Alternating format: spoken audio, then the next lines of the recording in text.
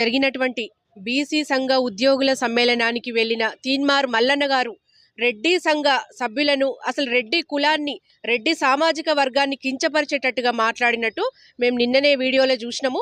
మరి దాని మీద ఉప్పల్ పిఎస్లో కంప్లైంట్ ఇవ్వడం జరిగింది.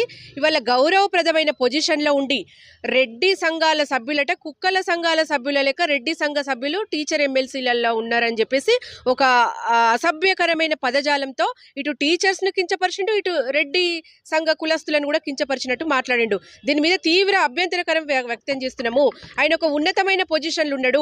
ఇట్లా కులాల కుంపట్లు, ఇట్లా మతాల మంటలు, ప్రాంతాల చిచ్చులు పెట్టే నాయకులు మన నాయకులుగా ఉండడం సిగ్గుచేటు. ఇవాళ ఒక మంచి పొజిషన్లో ఉండి భావి భారత పౌరులకు ఆయన ఏమిస్తున్నాడు, ఏం సందేశం ఇస్తున్నాడు? ఇవాళ కులాల మీద రాజకీయాలు నడుస్తున్నాయా? అంత గొప్ప పొజిషన్లో ఉండి ఇట్లా మాట్లాడడం చాలా సిగ్గుచేటు. ఇట్లా మాట్లాడే వాళ్ళను వెంటనే కాంగ్రెస్ పార్టీ నాయకులు బర్తరఫ్ చేయాలి, దీన్ని ఖండించాలి. ఇవాళ రెడ్డి సామాజిక వర్గం ప్రజలందరినీ కూడా ఆయన కించపరుస్తున్నాడు. ప్రతి మీటింగ్ లో కూడా ఇలా రెడ్డిలను టార్గెట్ చేస్తూ మాట్లాడుతున్నాడు.